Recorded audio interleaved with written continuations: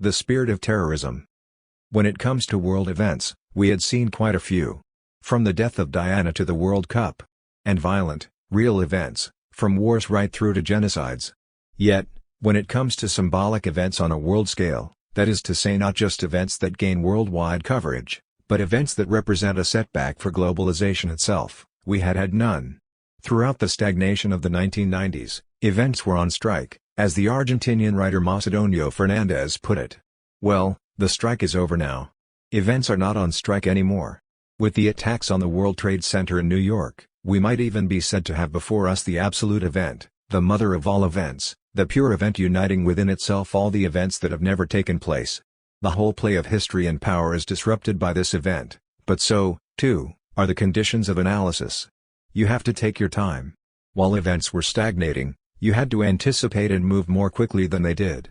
But when they speed up this much, you have to move more slowly, though without allowing yourself to be buried beneath a welter of words, or the gathering clouds of war, and preserving intact the unforgettable incandescence of the images. All that has been said and written is evidence of a gigantic abreaction to the event itself, and the fascination it exerts. The moral condemnation and the holy alliance against terrorism are on the same scale as the prodigious jubilation at seeing this global superpower destroyed, better, at seeing it, in a sense, destroying itself, committing suicide in a blaze of glory. For it is that superpower which, by its unbearable power, has fomented all this violence which is endemic throughout the world, and hence that, unwittingly, terroristic imagination which dwells in all of us. The fact that we have dreamt of this event, that everyone without exception has dreamt of it, because no one can avoid dreaming of the destruction of any power that has become hegemonic to this degree, is unacceptable to the Western moral conscience. Yet it is a fact, and one which can indeed be measured by the emotive violence of all that has been said and written in the effort to dispel it. At a pinch, we can say that they did it, but we wished for it. If this is not taken into account, the event loses any symbolic dimension. It becomes a pure accident, a purely arbitrary act, the murderous phantasmagoria of a few fanatics, and all that would then remain would be to eliminate them. Now, we know very well that this is not how it is. Which explains all the counterphobic ravings about exorcising evil. It is because it is there, everywhere, like an obscure object of desire.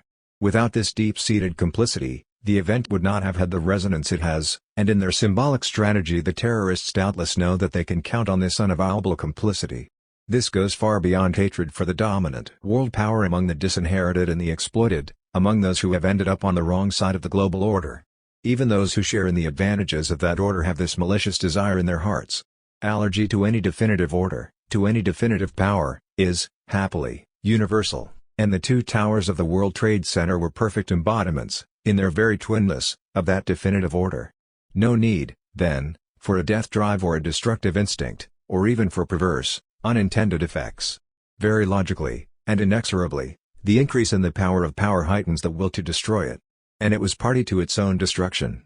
When the two towers collapsed, you had the impression that they were responding to the suicide of the suicide planes with their own suicides. It has been said that even God cannot declare war on himself. Well, he can. The West, in the position of God, divine omnipotence and absolute moral legitimacy, has become suicidal, and declared war on itself. The countless disaster movies bear witness to this fantasy, which they clearly attempt to exorcise with images, drowning out the whole thing with special effects. But the universal attraction they exert, which is on a par with pornography, shows that acting out is never very far away, the impulse to reject any system growing all the stronger as it approaches perfection or omnipotence. It is probable that the terrorists had not foreseen the collapse of the Twin Towers, any more than had the experts, a collapse which, much more than the attack on the Pentagon, had the greatest symbolic impact. The symbolic collapse of a whole system came about by an unpredictable complicity, as though the towers, by collapsing on their own, by committing suicide, had joined in to round off the event. In a sense, the entire system, by its internal fragility, lent the initial action a helping hand. The more concentrated the system becomes globally, ultimately forming one single network, the more it becomes vulnerable at a single point. Already a single little Filipino hacker had managed, from the dark recesses of his portable computer, to launch the I Love You virus, which circled the globe devastating entire networks. Here it was 18 suicide attackers who, thanks to the absolute weapon of death, enhanced by technological efficiency, unleashed the global catastrophic process. When global power monopolizes the situation to this extent, when there is such a formidable condensation of all functions in the technocratic machinery, And when no alternative form of thinking is allowed, what other way is there but a terroristic situational transfer? It was the system itself which created the objective conditions for this brutal retaliation. By seizing all the cards for itself, it forced the other to change the rules. And the new rules are fierce ones, because the stakes are fierce. To a system whose very excess of power poses an insoluble challenge, the terrorists respond with a definitive act which is also not susceptible of exchange. Terrorism is the act that restores an irreducible singularity to the heart of a system of generalized exchange. All the singularities, species, individuals and cultures, that have paid with their deaths for the installation of a global circulation governed by a single power are taking their revenge today through this terroristic situational transfer. This is terror against terror. There is no longer any ideology behind it. We are far beyond ideology and politics now. No ideology, no cause, not even the Islamic cause, can account for the energy which fuels terror.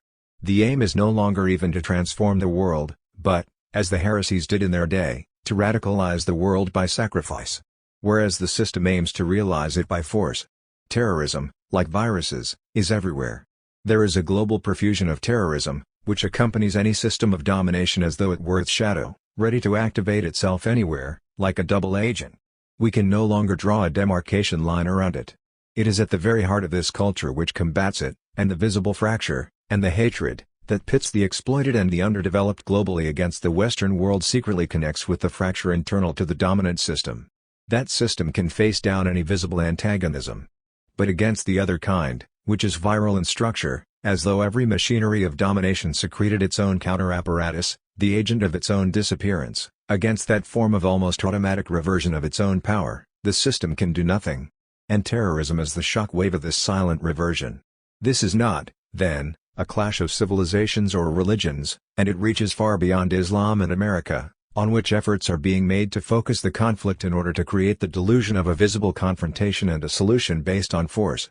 There is, indeed, a fundamental antagonism here, but one which points past the specter of America, which is, perhaps, the epicenter, but in no sense the sole embodiment, of globalization, and the specter of Islam, which is not the embodiment of terrorism either, to triumphant globalization battling against itself. In this sense, we can indeed speak of a world war, not the Third World War, but the fourth and the only really global one, since what is at stake is globalization itself. The first two world wars corresponded to the classical image of war. The first ended the supremacy of Europe in the colonial era. The second put an end to Nazism. The third, which has indeed taken place, in the form of Cold War and deterrence, put an end to communism. With each succeeding war, we have moved further towards a single world order. Today that order, which has virtually reached its culmination, finds itself grappling with the antagonistic forces scattered throughout the very heartlands of the global, in all the current convulsions. A fractal war of all cells, all singularities, revolting in the form of antibodies. A confrontation so impossible to pin down that the idea of war has to be rescued from time to time by spectacular set pieces, such as the Gulf War or the war in Afghanistan.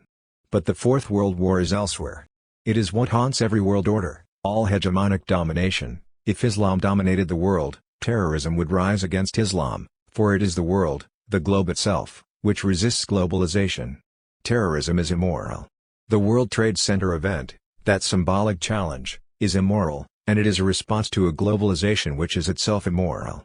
So, let us be immoral, and if we want to have some understanding of all this, let us go and take a little look beyond good and evil.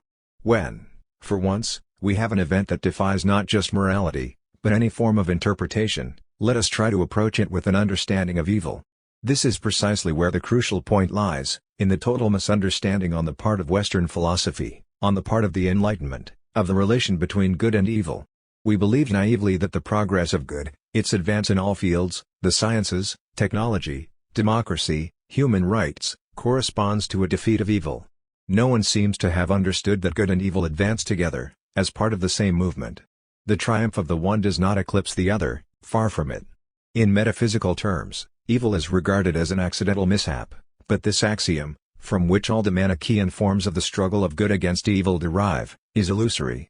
Good does not conquer evil, nor indeed does the reverse happen, they are at once both irreducible to each other and inextricably interrelated. Ultimately, good could thwart evil only by ceasing to be good since, by seizing for itself a global monopoly of power, it gives rise, by that very act, to a blowback of a proportionate violence. In the traditional universe, there was still a balance between good and evil, in accordance with a dialectical relation which maintained the tension and equilibrium of the moral universe, come what may, not unlike the way the confrontation of the two powers in the Cold War maintained the balance of terror. There was, then, no supremacy of the one over the other. As soon as there was a total extrapolation of good, hegemony of the positive over any form of negativity, exclusion of death and of any potential adverse force, triumph of the values of good all along the line, that balance was upset. From this point on, the equilibrium was gone, and it was as though evil regained an invisible autonomy, henceforward developing exponentially. Relatively speaking, this is more or less what has happened in the political order with the eclipse of communism and the global triumph of liberal power. It was at that point that a ghostly enemy emerged, infiltrating itself throughout the whole planet, slipping in everywhere like a virus, welling up from all the interstices of power, Islam. But Islam was merely the moving front along which the antagonism crystallized. The antagonism is everywhere, and in every one of us. So, it is terror against terror. But asymmetric terror. And it is this asymmetry which leaves global omnipotence entirely disarmed. At odds with itself, it can only plunge further into its own logic of relations of force, but it cannot operate on the terrain of the symbolic challenge and death, a thing of which it no longer has any idea, since it has erased it from its own culture.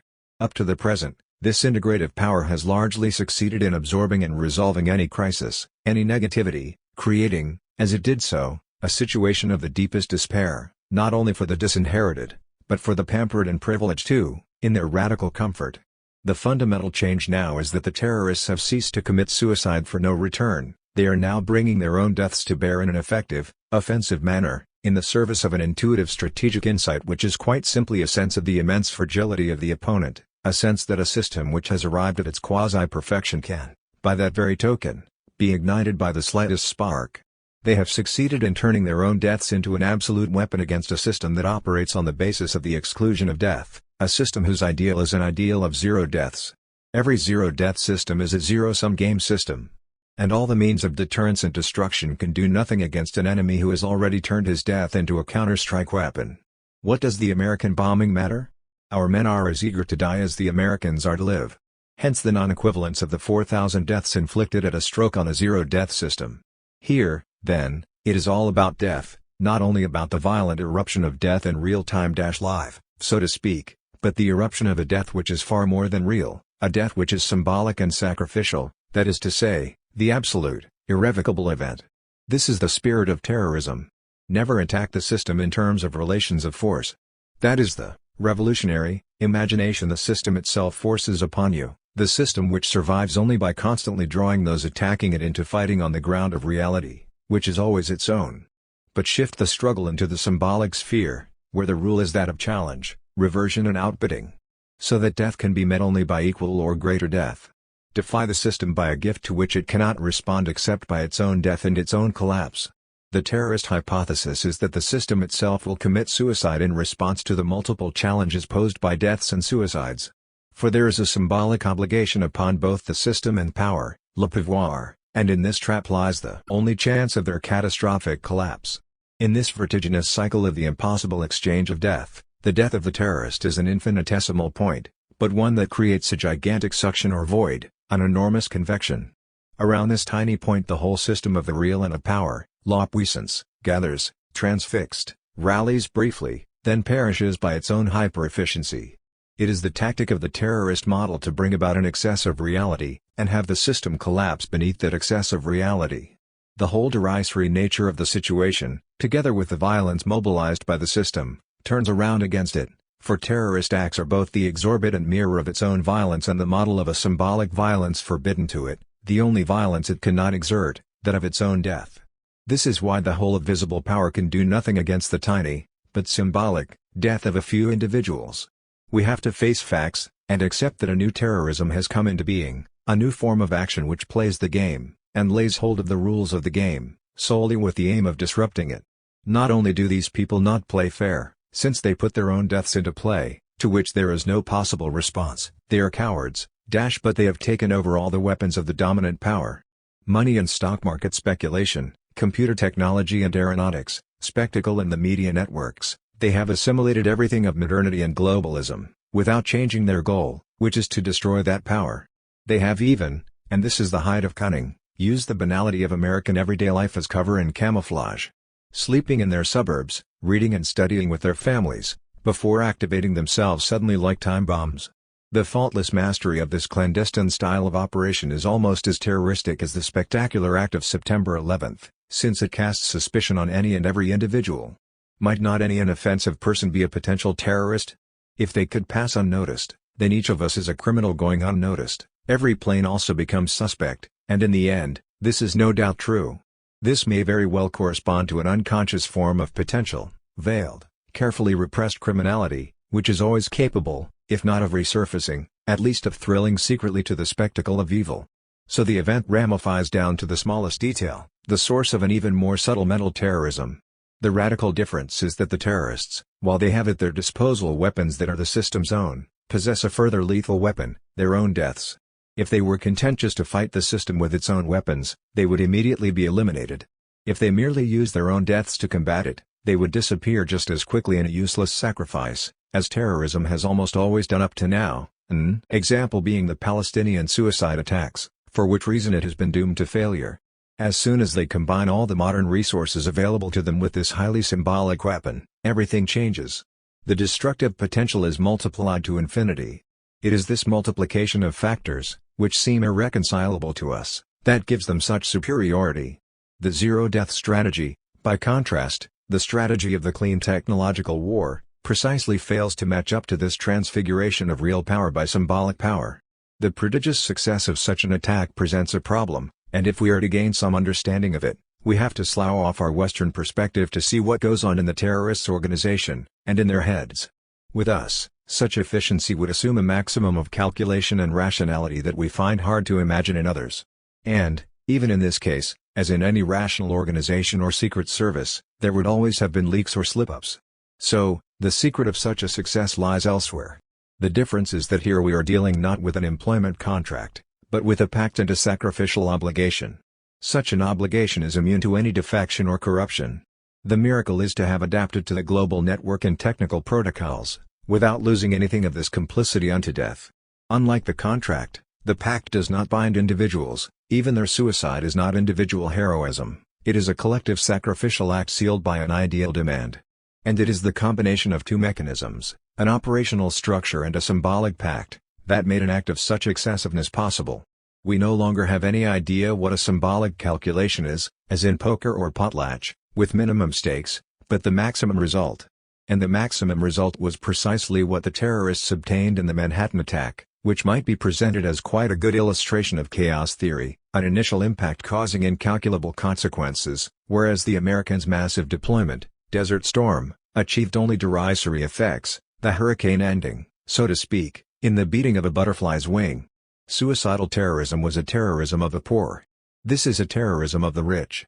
This is what particularly frightens us, the fact that they have become rich, they have all the necessary resources, without ceasing to wish to destroy us.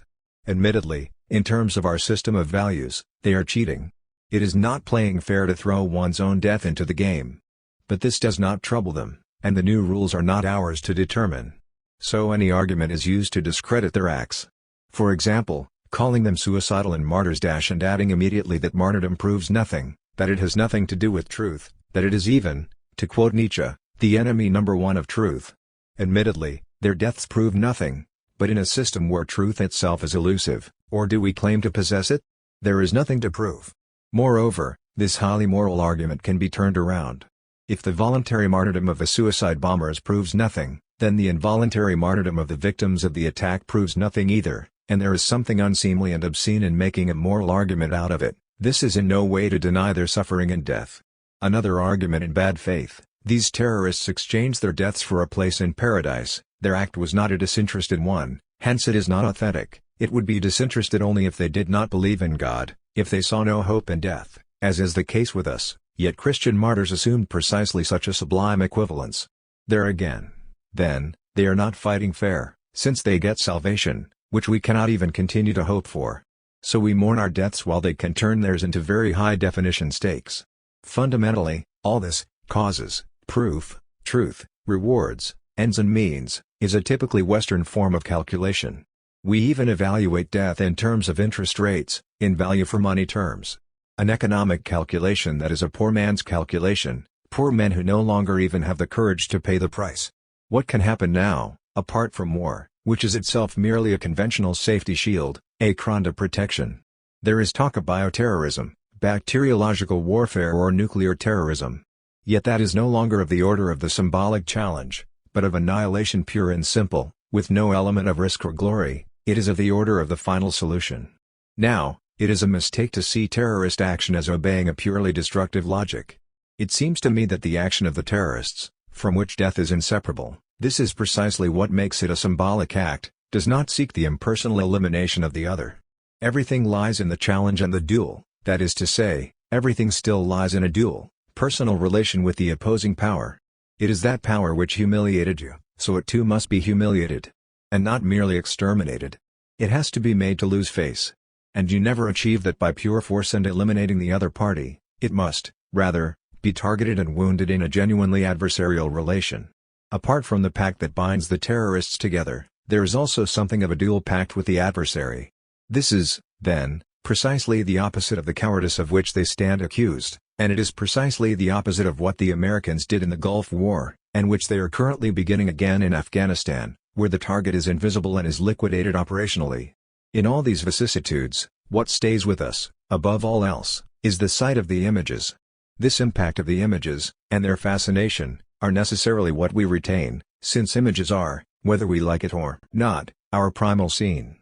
And, at the same time as they have radicalized the world situation, the events in New York can also be said to have radicalized the relation of the image to reality. Whereas we were dealing before with an uninterrupted profusion of banal images and a seamless flow of sham events, the terrorist act in New York has resuscitated both images and events. Among the other weapons of the system which they turned round against it, the terrorists exploited the real time of images, their instantaneous worldwide transmission, just as they exploited stock market speculation, electronic information and air traffic. The role of images is highly ambiguous. For, at the same time as they exalt the event, they also take it hostage. They serve to multiply it to infinity and, at the same time, they are a diversion and a neutralization. This was already the case with the events of 1968. The image consumes the event, in the sense that it absorbs it and offers it for consumption. Admittedly, it gives it unprecedented impact, but impact as image-event.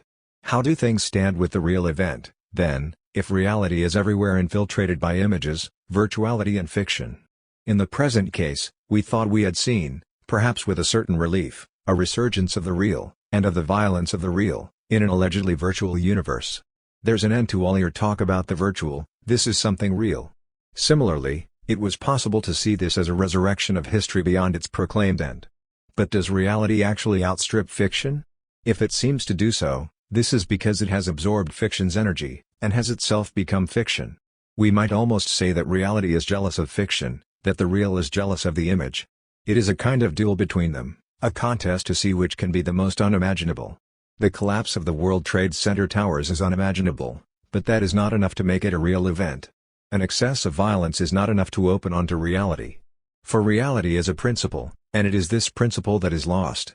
Reality and fiction are inextricable, and the fascination with the attack is primarily a fascination with the image. Both its exaltatory and its catastrophic consequences are themselves largely imaginary. In this case, then, the real is superadded to the image like a bonus of terror, like an additional frisson. Not only is it terrifying, but, what is more, it is real. Rather than the violence of the real being there first, and the frisson of the image being added to it, the image is there first, and the frisson of the real is added. Something like an additional fiction, a fiction surpassing fiction. Ballard, after Borges, talked like this of reinventing the real as the ultimate and most redoubtable fiction. The terrorist violence here is not, then, a blowback of reality, any more than it is a blowback of history. It is not real. In a sense, it is worse, it is symbolic. Violence in itself may be perfectly banal and inoffensive. Only symbolic violence is generative of singularity. And in this singular event, in this Manhattan disaster movie, the 20th century's two elements of mass fascination are combined, the white magic of the cinema and the black magic of terrorism, the white light of the image and the black light of terrorism. We try retrospectively to impose some kind of meaning on it, to find some kind of interpretation. But there is none. And it is the radicality of the spectacle, the brutality of the spectacle, which alone is original and irreducible. The spectacle of terrorism forces the terrorism of spectacle upon us. And, against this immoral fascination, even if it unleashes a universal moral reaction, the political order can do nothing. This is our theater of cruelty, the only one we have left, extraordinary in that it unites the most extreme degree of the spectacular and the highest level of challenge. It is at one and the same time the dazzling micro-model of a kernel of real violence with the maximum possible echo, hence the purest form of spectacle, and a sacrificial model mounting the purest symbolic form of defiance to the historical and political order. We would forgive them any massacre if it had a meaning, if it could be interpreted as historical violence. This is the moral axiom of good violence. We would pardon them any violence if it were not given media exposure. Terrorism would be nothing without the media. But this is all illusion. There is no good use of the media are part of the event, they are part of the terror, and they work in both directions. The repression of terrorism spirals around as unpredictably as the terrorist act itself. No one knows where it will stop, or what turnabouts there may yet be. There is no possible distinction, at the level of images and information, between the spectacular and the symbolic, no possible distinction between the crime and the crackdown. And it is this uncontrollable unleashing of reversibility that is terrorism's true victory.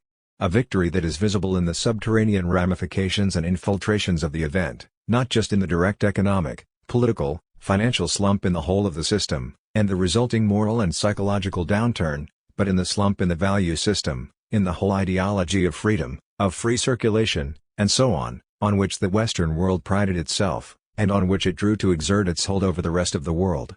To the point that the idea of freedom, a new and recent idea, is already fading from minds and mores, and liberal globalization is coming about in precisely the opposite form, a police-state globalization, a total control, a terror based on law and order measures. Deregulation ends up in a maximum of constraints and restrictions, akin to those of a fundamentalist society. A fall-off in production, consumption, speculation and growth, but certainly not in corruption. It is as though the global system were making a strategic fallback, carrying out a painful revision of its values, in defensive reaction, as it would seem, to the impact of terrorism, but responding, deep down, to its secret injunctions, enforced regulation as a product of absolute disorder, but a regulation it imposes on itself, internalizing, as it were, its own defeat. Another aspect of the terrorists' victory is that all other forms of violence and the destabilization of order work in its favor. Internet terrorism, biological terrorism, the terrorism of anthrax and rumor, all are ascribed to bin Laden. He might even claim natural catastrophes as his own. All the forms of disorganization and perverse circulation operate to his advantage. The very structure of generalized world trade works in favor of impossible exchange. It is like an automatic writing of terrorism, constantly refueled by the involuntary terrorism of news and information.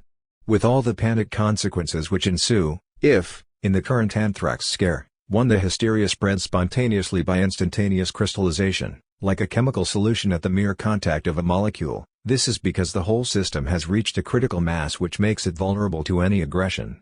There is no remedy for this extreme situation, and war is certainly not a solution, since it merely offers a rehash of the past, with the same deluge of military forces, bogus information, senseless bombardment, emotive and deceitful language, technological deployment and brainwashing.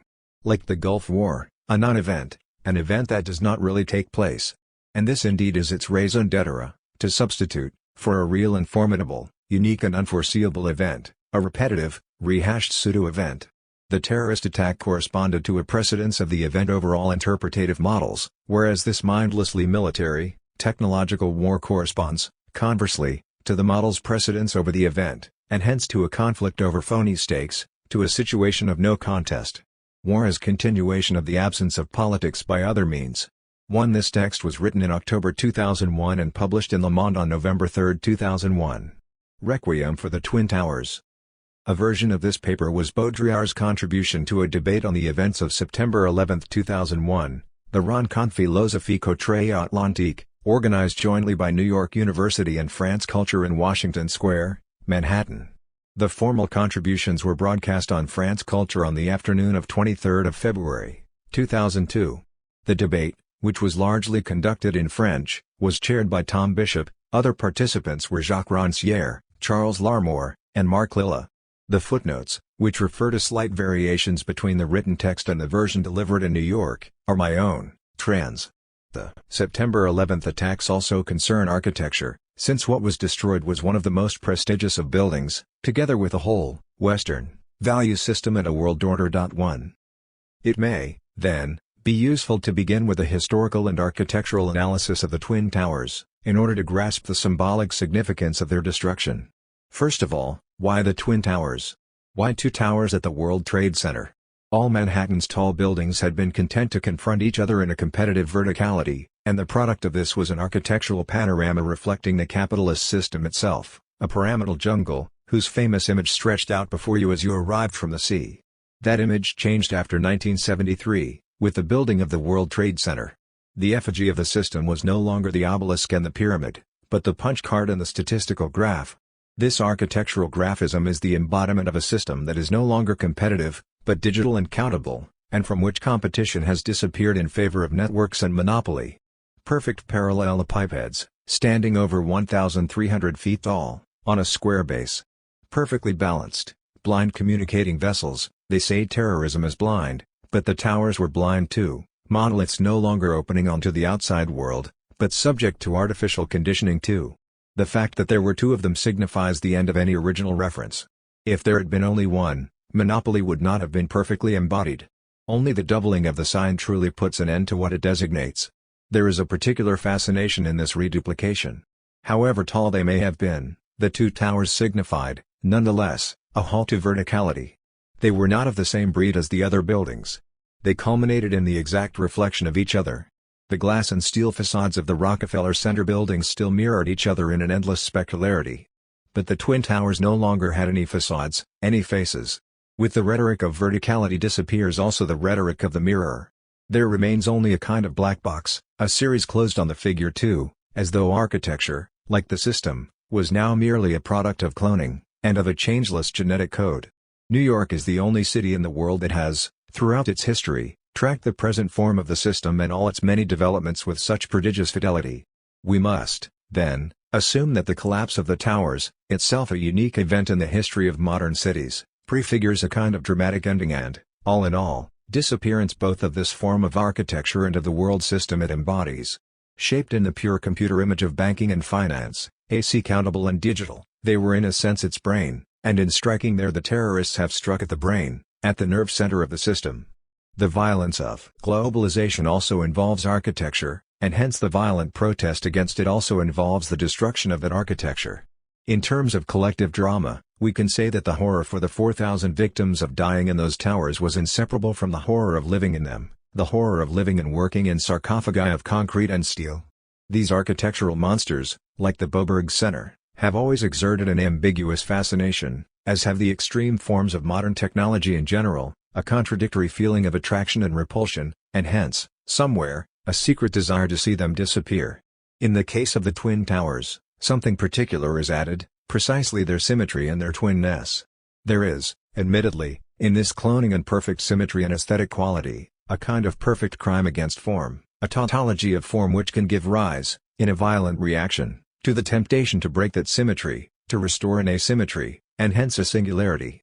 Their destruction itself respected the symmetry of the towers, a double attack, separated by a few minutes' interval, with a sense of suspense between the two impacts.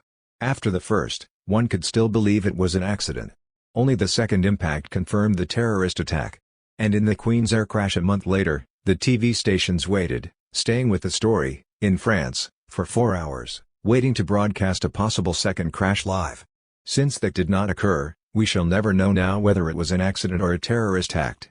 The collapse of the towers is the major symbolic event. Imagine they had not collapsed, or only one had collapsed, the effect would not have been the same at all. The fragility of global power would not have been so strikingly proven. The towers, which were the emblem of that power, still embody it in their dramatic end, which resembles a suicide. Seeing them collapse themselves, as if by implosion, one had the impression that they were committing suicide in response to the suicide of the suicide planes. Were the Twin Towers destroyed, or did they collapse?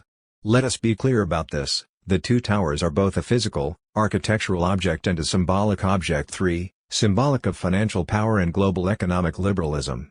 The architectural object was destroyed, but it was the symbolic object which was targeted and which it was intended to demolish. One might think the physical destruction brought about the symbolic collapse. But in fact no one, not even the terrorists, had reckoned on the total destruction of the towers. It was, in fact, their symbolic collapse that brought about their physical collapse, not the other way around. As if the power bearing these towers suddenly lost all energy, all resilience, as though that arrogant power suddenly gave way under the pressure of too intense an effort, the effort always to be the unique world model. So the towers, tired of being a symbol which was too heavy a burden to bear, collapsed, this time physically, in their totality. Their nerves of steel cracked. They collapsed vertically, drained of their strength, with the whole world looking on in astonishment.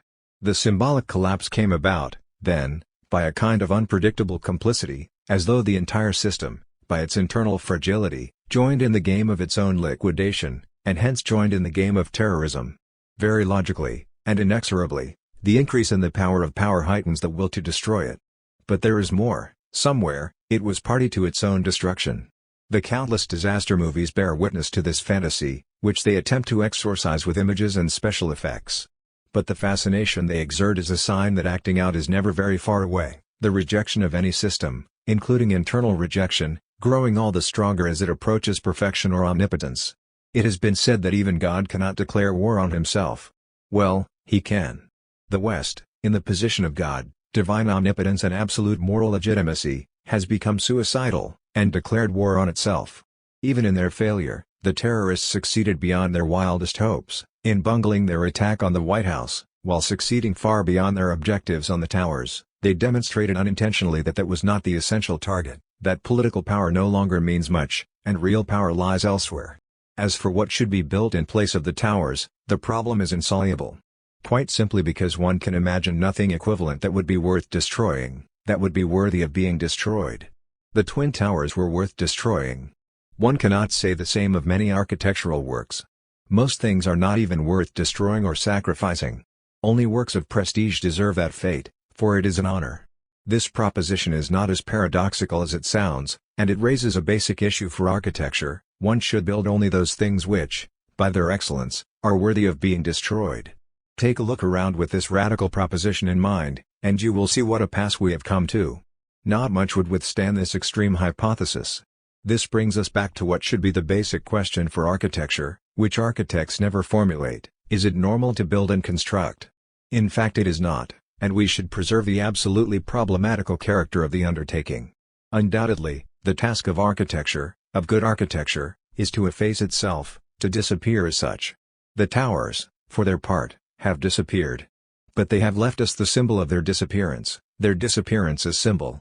They, which were the symbol of omnipotence, have become, by their absence, the symbol of the possible disappearance of that omnipotence, which is perhaps an even more potent symbol.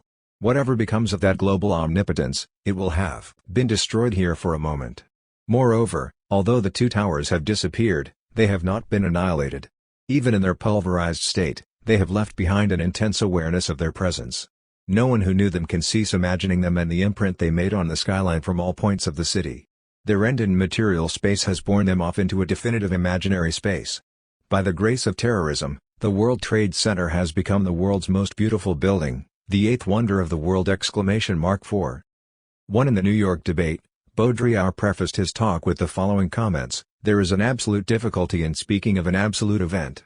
That is to say, in providing an analysis of it that is not an explanation, as I don't think there is any possible explanation of this event, either by intellectuals or by others, but it's an allegon, so to speak, an analysis which might possibly be as unacceptable as the event, but strikes the, let us say, symbolic imagination in more or less the same way."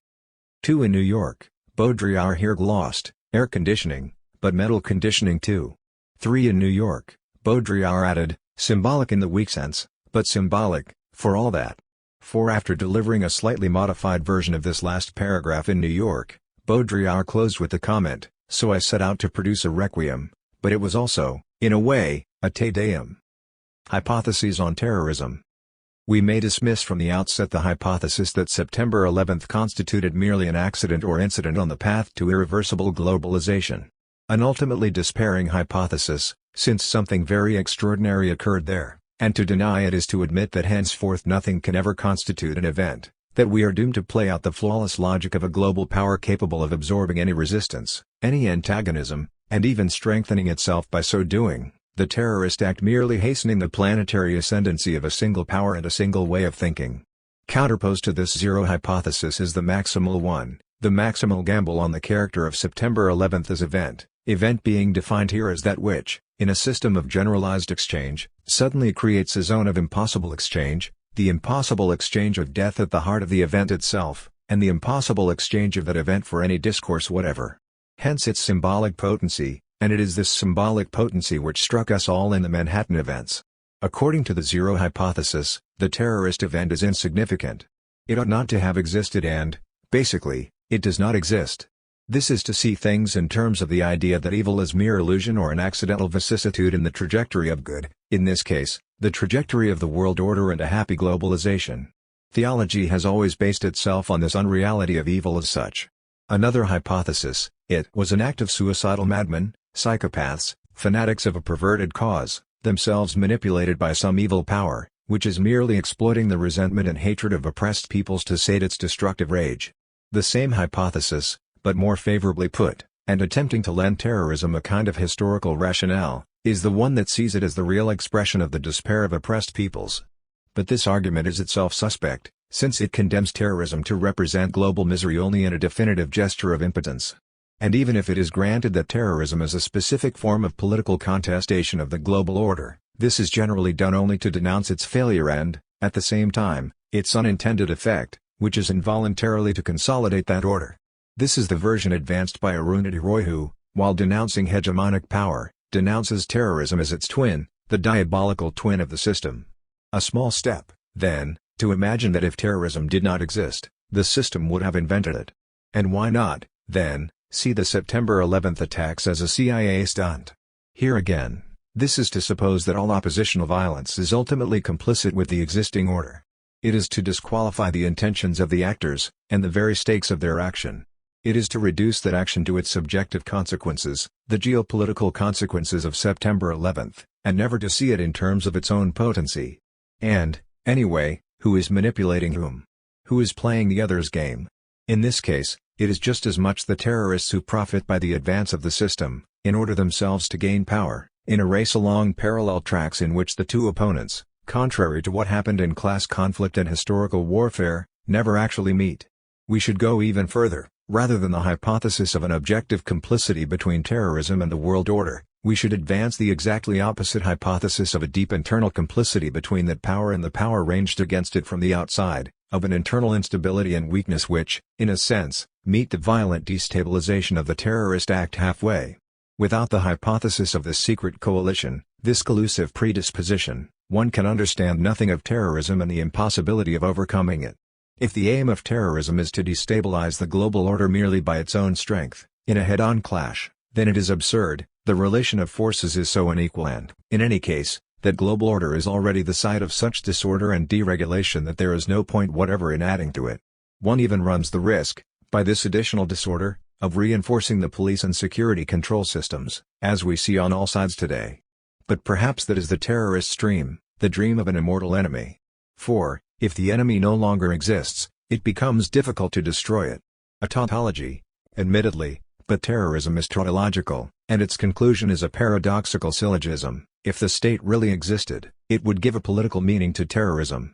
Since terrorism manifestly has none, though it has other meanings, this is proof that the state does not exist, and that its power is derisory. What, then, is the terrorist's secret message? In a Nasreddin story, we see him crossing the frontier each day with mules laden with sacks. Each time, the sacks are searched, but nothing is found. And Nasreddin continues to cross the frontier with his mules. Long afterwards, they ask him what in fact it was he was smuggling. And Nasreddin replies, "I was smuggling mules." In this same way, we may wonder what it is that is really being smuggled here, behind all the apparent motives for the terrorist act: religion, martyrdom, vengeance or strategy. It is quite simply, through what seems to us like a suicide, the impossible exchange of death, the challenge to the system by the symbolic gift of death, which becomes an absolute weapon. The towers seem to have understood this, since they responded with their own collapse. This is the sovereign hypothesis: terrorism ultimately has no meaning, no objective, and cannot be measured by its real political and historical consequences. And it is, paradoxically, because it has no meaning that it constitutes an event in a world increasingly saturated with meaning and efficacy. The sovereign hypothesis is the one that conceives of terrorism, beyond its spectacular violence, beyond Islam and America, as the emergence of a radical antagonism at the very heart of the process of globalization, of a force irreducible to this integral technical and mental realization of the world, irreducible to this inexorable movement towards a completed global order, of idle counterforce grappling with the death force of the system.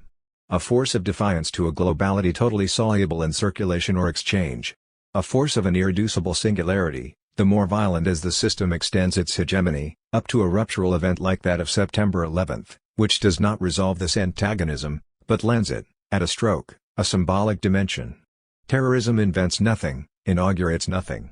It simply carries things to the extreme, to the point of paroxysm. It exacerbates a certain state of things, a certain logic of violence and uncertainty. The system itself, by the speculative extension of all exchange, the random and virtual form it imposes everywhere, lean production, floating capital, forced mobility and acceleration, causes a general principle of uncertainty to prevail, which terrorism simply translates into total insecurity. Terrorism is unreal and unrealistic? But our virtual reality, our systems of information and communication, have themselves too, and for a long time, been beyond the reality principle.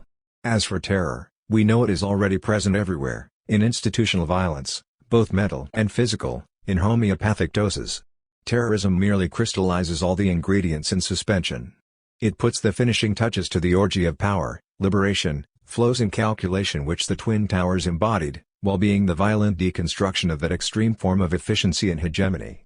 So, at ground zero, in the rubble of global power, we can only, despairingly, find our own image. There isn't, in fact, anything else to see at ground zero, not even a sign of hostility towards an invisible enemy. What prevails there is merely the American people's immense compassion for itself, with star-spangled banners, commemorative messages, the cult of victims and of those postmodern heroes, the firefighters and the police. Compassion as the national passion of a people that wants to be alone with God, and prefers to see itself struck down by God than by some evil power. God bless America has become, at last, God has struck us. Consternation, but ultimately eternal gratitude for this divine solicitude that has made us victims. The reasoning of moral consciousness is as follows: since we are the good, it can only be evil that has struck us. But if, for those who see themselves as the incarnation of good, evil is unimaginable, it can only be God who strikes them. And to punish them for what, ultimately, if not for an excess of virtue and power, for the excess signified by the non-division of good and power? A punishment for having gone too far in the good and the incarnation of the good. Which does not displease them, and will not prevent them from continuing to do good without the slightest misgivings. And hence finding themselves even more alone with God. And hence being even more profoundly unaware of the existence of evil. The twin sister of compassion, as much a twin as the two towers, is arrogance. You weep over your own misfortune, and at the same time you are the best. And what gives us the right to be the best is that from now on, we are victims. This is the perfect alibi, it is the whole mental hygiene of the victim, through which all guilt is resolved, and which allows one to use misfortune as though it were, so to speak, a credit card. The Americans liked such a wound. At Pearl Harbor they suffered an act of war, not a symbolic attack. An ideal reverse of fortune for a nation at last wounded at its heart and free, having atoned for it, to exert its power in all good conscience.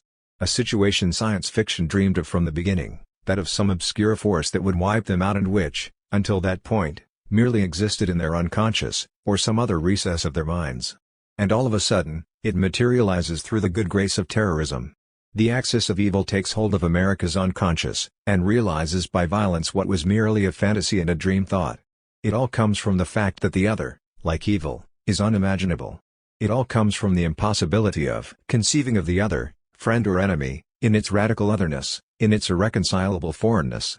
A refusal rooted in the total identification with oneself around moral values and technical power.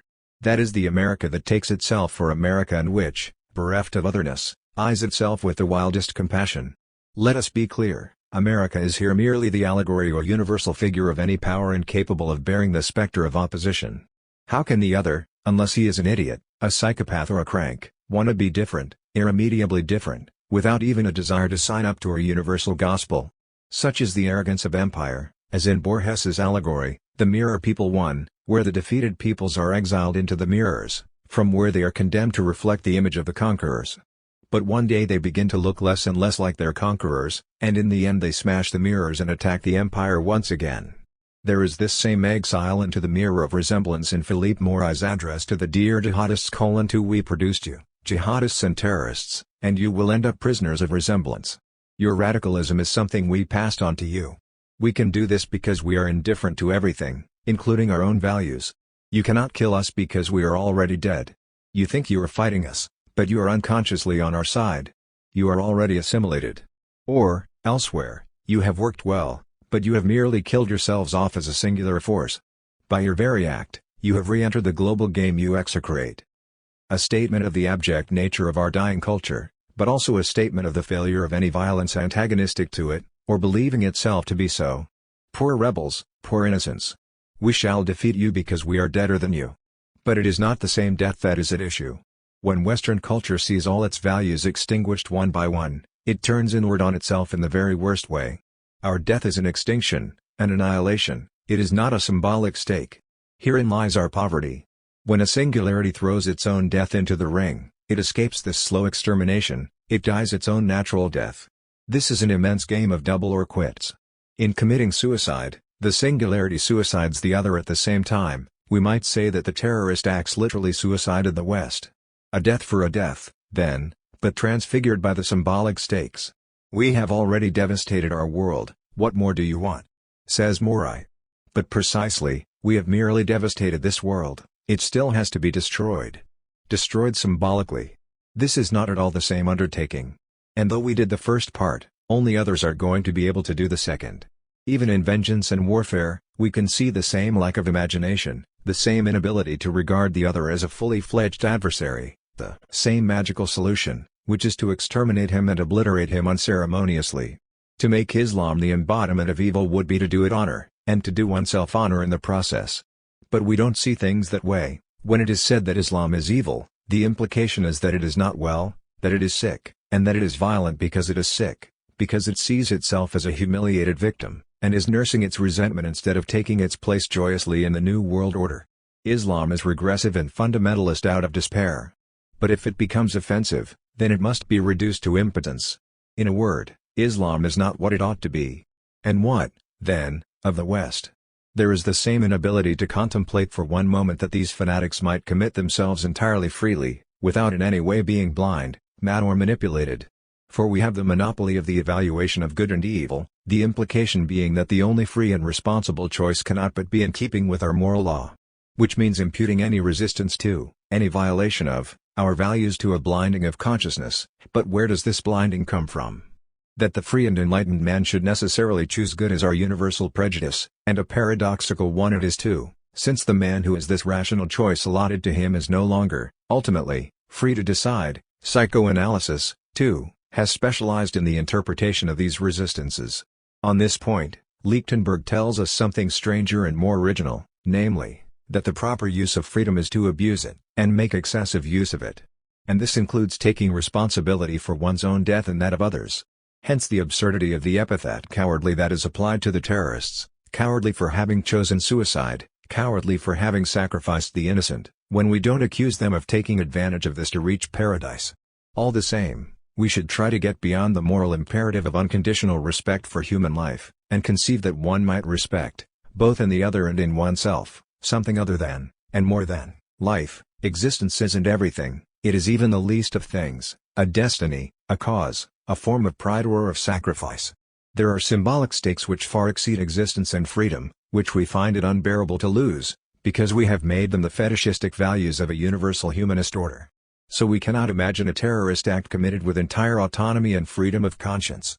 Now, choice in terms of symbolic obligations is sometimes profoundly mysterious, as in the case of Romand, the man with the double life, who murdered his whole family, not for fear of being unmasked, but for fear of inflicting on them the profound disappointment of discovering his deception. 3 Committing suicide would not have expunged the crime from the record, he would merely have passed the shame off onto the others.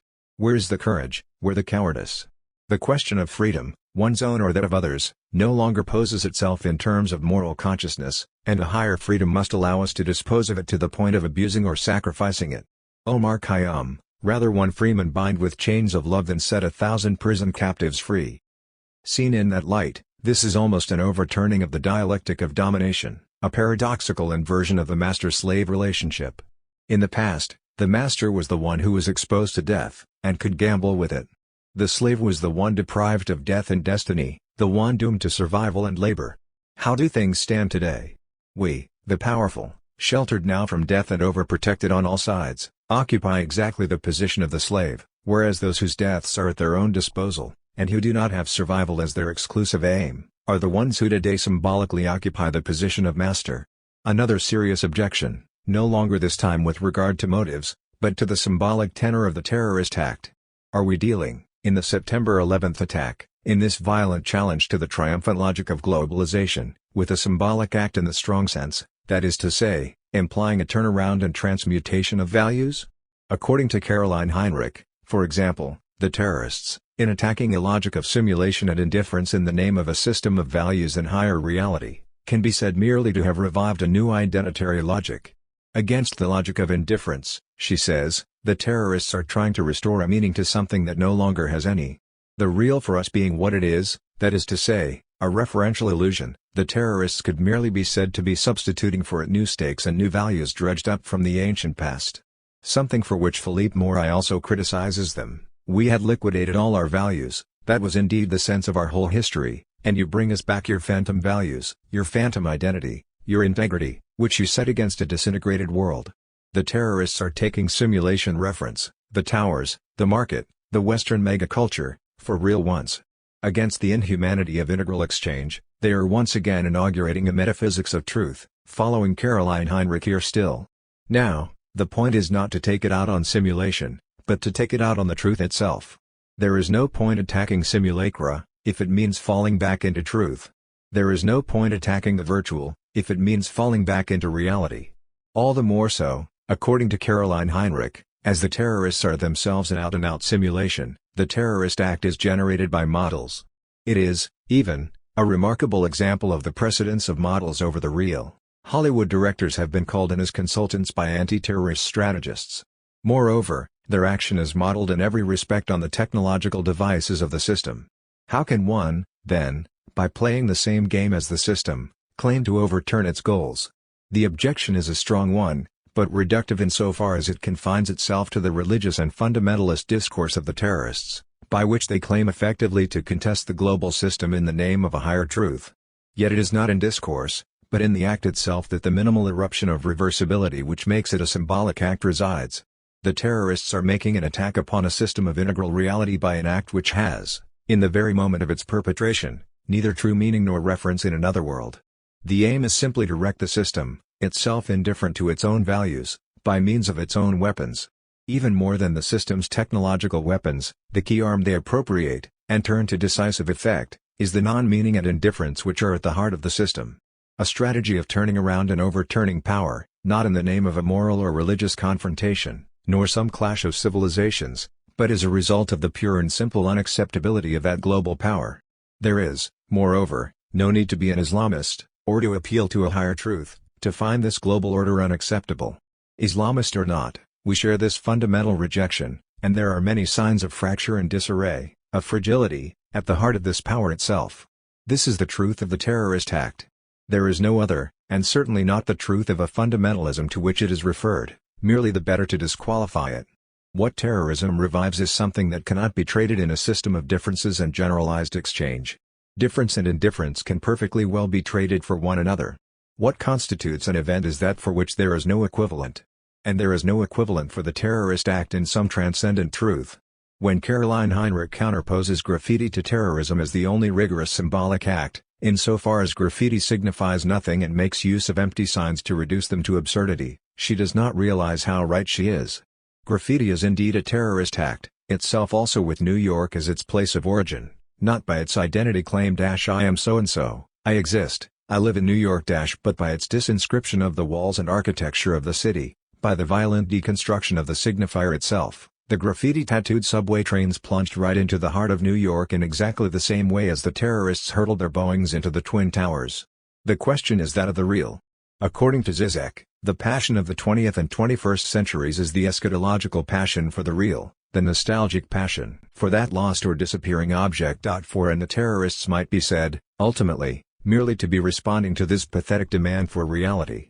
For Philippe Maury, too, the jihadist's terrorism is merely the last stirring of a dying reality, the aftermath of a dramatic history that is now coming to an end, and is paralyzed precisely because it is moribund. But this calling to order of the real and history is itself a thing of pathos, as it corresponds to an earlier phase, and not to the present integral reality phase, which is that of globalization. At this stage, no negativity whatever can provide a response. To this integrist offensive of the global system, the only response can come through the eruption of a singularity, which, for its part, has nothing to do with the real.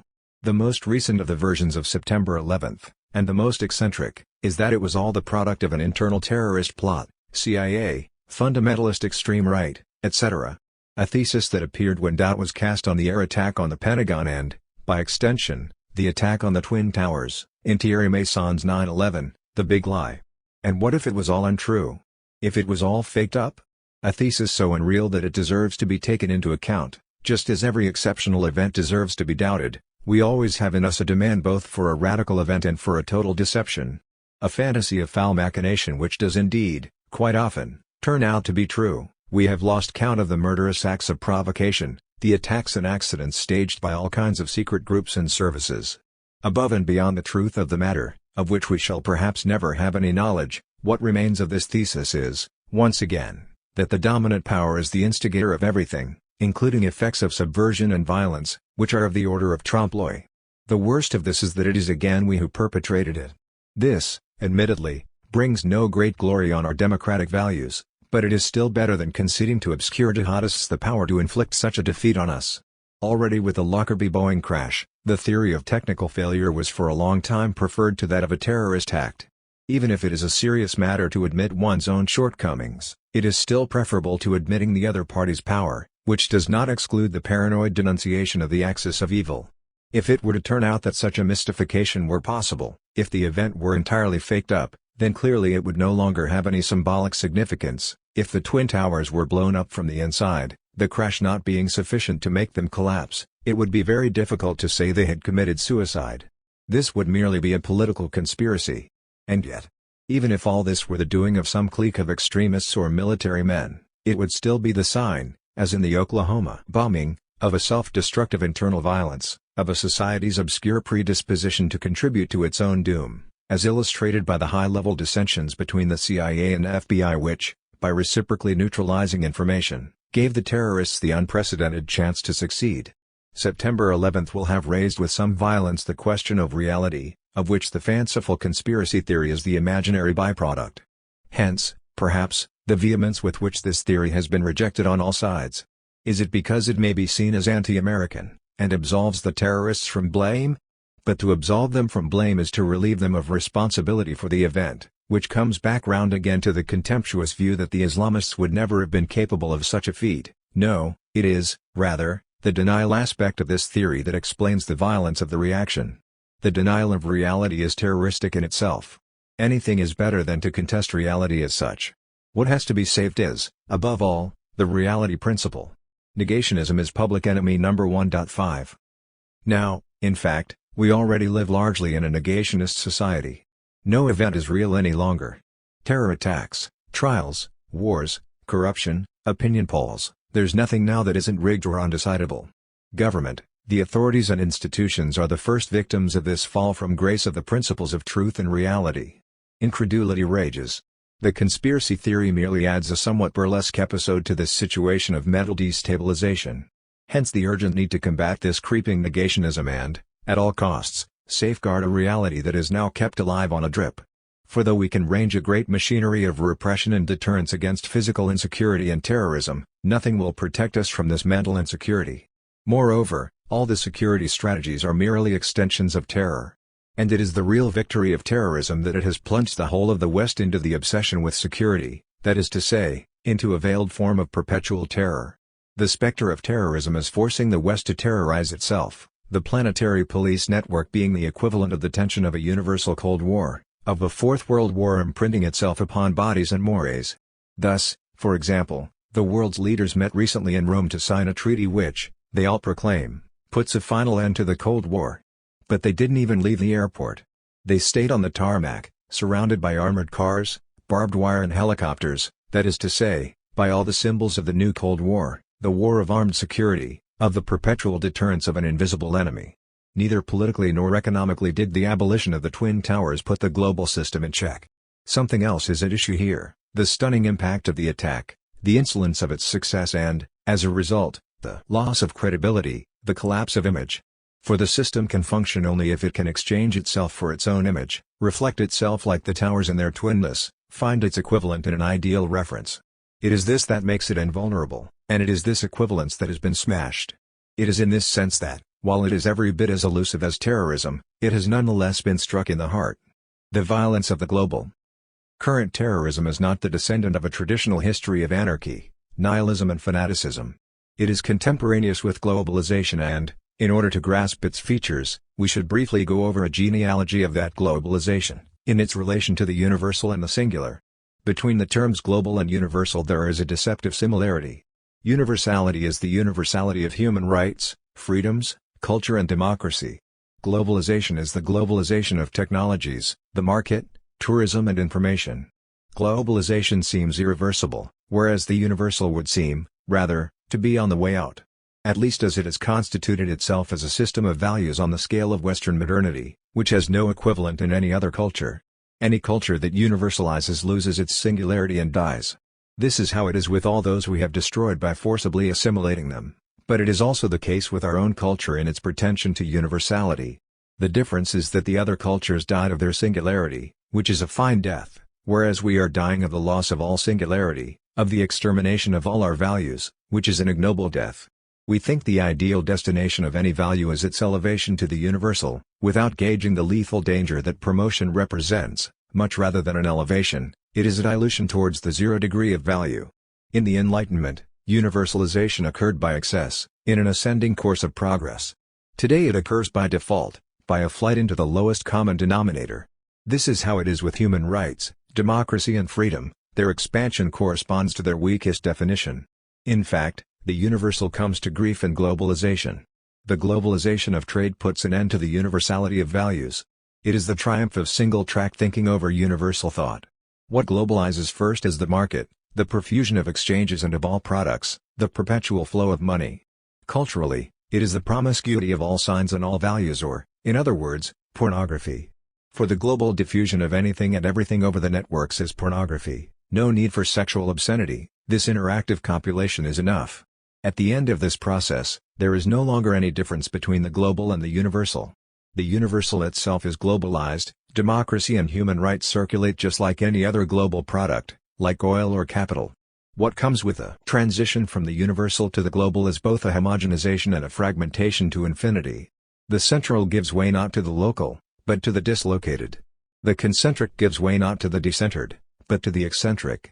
And discrimination and exclusion are not accidental consequences, they are part of the very logic of globalization. We may wonder, then, whether the universal has not already succumbed to its own critical mass, and whether it and modernity have ever existed anywhere other than in discourse and official moralities. For us, at any rate, the mirror of the universal is shattered. But this is perhaps an opportunity, for in the fragments of this shattered mirror, all the singularities are resurfacing, those we believe to be threatened are surviving, while those we thought to be extinct are reviving. The situation is becoming radicalized as universal values lose their authority and legitimacy.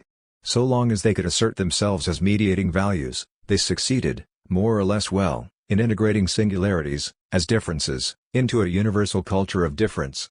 But they can no longer do this now, as triumphant globalization has swept away all differences and all values, bringing into being an entirely indifferent culture, or lack of it.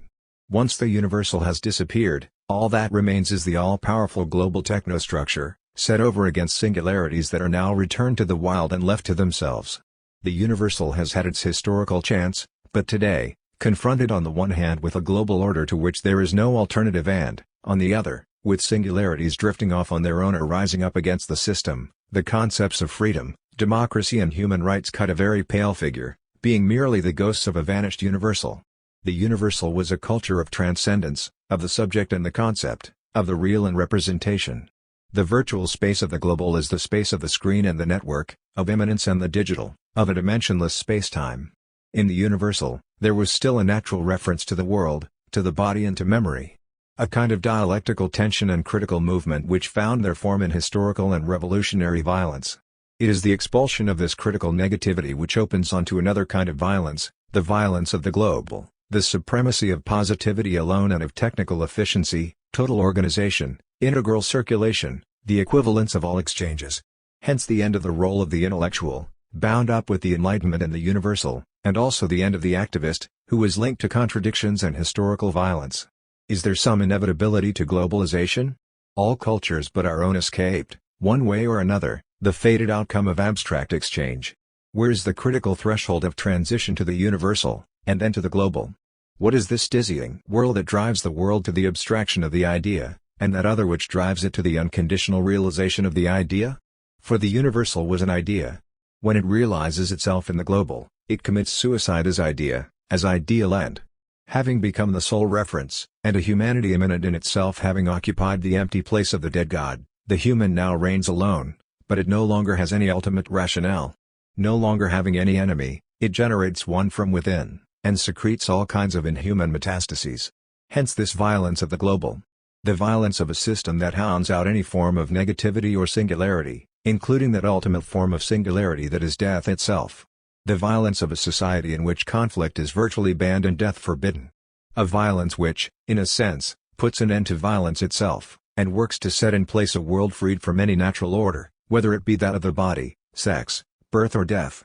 More than violence, indeed, we should speak of virulence. This violence is viral, it operates by contagion, by chain reaction, and it gradually destroys all our immunities and our power to resist. However, matters are not cut and dried, and globalization has not won the battle before it begins.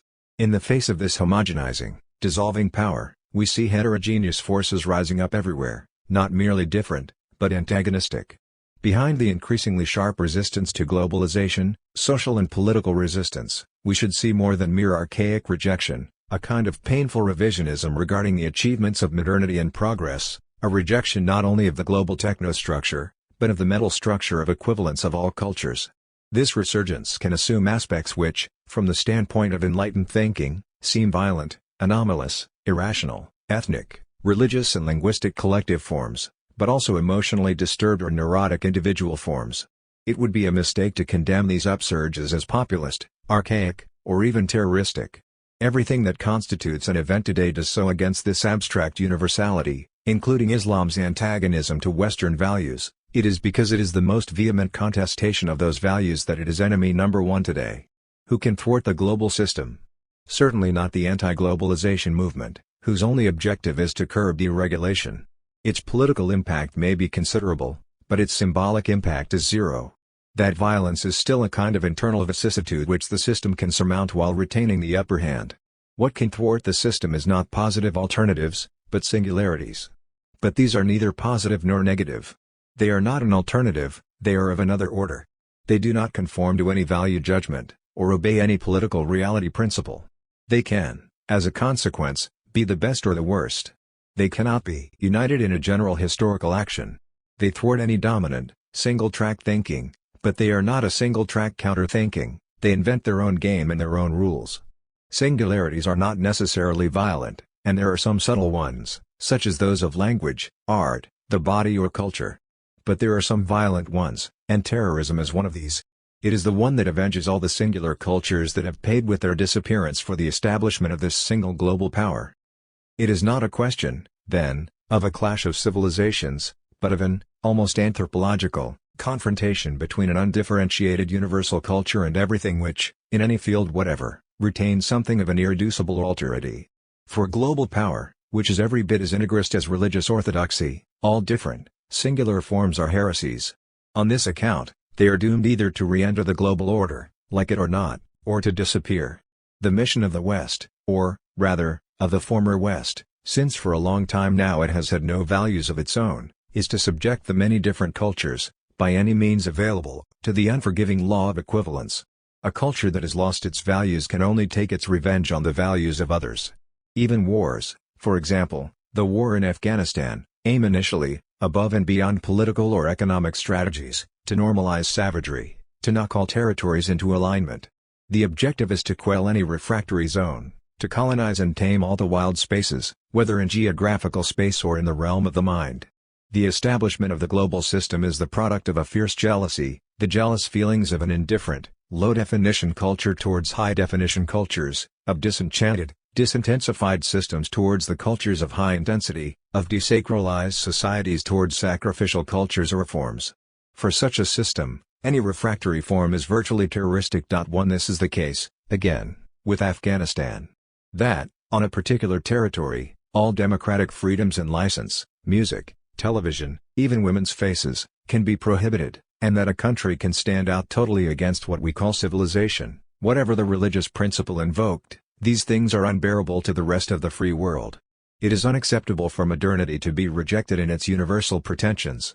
That it should not appear as obvious good, and the natural ideal of the human race, that the universality of our mores and values should be cast into doubt, if only in certain minds that are immediately characterized as fanatical. This is criminal so far as the consensual horizon and single-track thinking of the West are concerned.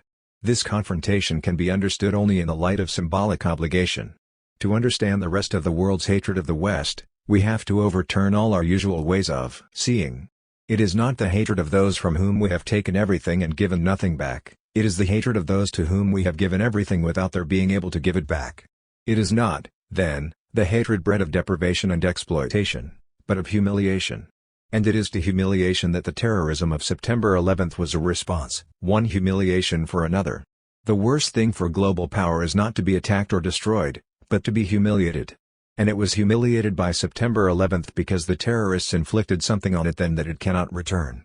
All the reprisals have merely been a system of physical retaliation, whereas that global power was defeated symbolically. War is a response to the aggression, but not to the challenge. The challenge can be taken up only by humiliating the other in return, but certainly not by bombing him to smithereens, or locking him up like a dog at Guantanamo.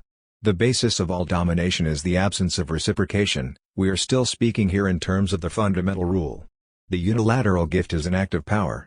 And the empire of good, the violence of good, lies precisely in giving without any possible reciprocation.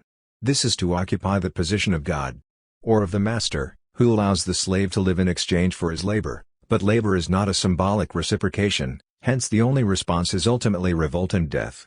Even God left room for sacrifice. In the traditional order, there is still the possibility of giving something back to God, to nature, or to whatever it might be, in the form of sacrifice. This is what ensures the symbolic equilibrium between living beings and things. Today we no longer have anyone to whom we may give back, to whom we may repay the symbolic debt, and that is the curse of our culture. It is not that giving is impossible in this culture, but that the counter-gift is impossible, since all the paths of sacrifice have been neutralized and diffused. There remains only a parody of sacrifice that can be seen in all the current forms of victimhood. We are, as a result, in the relentless situation of receiving, always receiving. Not now from God or nature, but through a technical system of generalized exchange and general gratification. Everything is potentially given to us, and we are entitled to everything, like it or not. We are in the situation of slaves who have been allowed to live, and are bound by a debt that cannot be repaid. All this can function for a long time thanks to our insertion into relations of trade in the economic order, but, at some point, the fundamental rule wins out. Then to this positive transference there inevitably comes a response in the form of a negative countertransference, a violent abreaction to this captive life, to this protected existence, to this saturation of existence. This reversion takes the form either of open violence, terrorism as part of this, or of the impotent denial characteristic of our modernity, of self-hatred and remorse, all negative passions that are the debased form of the impossible countergift. What we detest in ourselves, the obscure object of our resentment, is this excess of reality, this excess of power and comfort, this universal availability, this definitive fulfillment, ultimately the fate the Grand Inquisitor reserves for the domesticated masses and Dostoevsky. Now this is exactly what the terrorists condemn in our culture, hence the eco-terrorism finds among us and the fascination it exerts. As much as terrorism rests, then, on the despair of the humiliated and insulted, it rests also on the invisible despair of the privileged beneficiaries of globalization, on our own submission to an integral technology, to a crushing virtual reality, to the grip of networks and programs, which perhaps represents the involutive profile of the entire species, of the human race become global, doesn't the human race's supremacy over the rest of the planet resemble the West's supremacy over the rest of the world? And this invisible despair, our despair, is terminal, since it arises out of the fulfillment of all desires.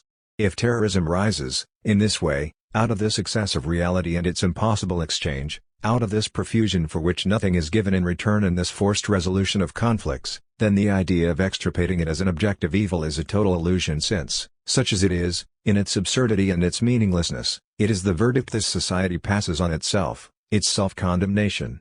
It may even be argued that natural catastrophes are a form of terrorism. Large-scale technical accidents, such as the one at Chernobyl, have something of both the terrorist act and the natural catastrophe about them. The poisoning by toxic gas in Bhopal in India, a technical accident, could have been a terrorist act. Any accidental air crash can be claimed by a terrorist group. The characteristic of irrational events is that they can be imputed to anyone or anything. At a pinch, anything can seem to the imagination to be of criminal origin, even a cold snap or an earthquake. And this is not new. During the Tokyo earthquake of 1923, thousands of Koreans, held responsible for the disaster, were massacred. In a system as integrated as our own, everything has the same destabilizing effect. Everything conspires towards the failure of a system that sees itself as infallible. And, in view of what we are already subjected to, within the framework of the system's rational, programmatic hold, we may wonder whether the worst catastrophe would not be the infallibility of the system.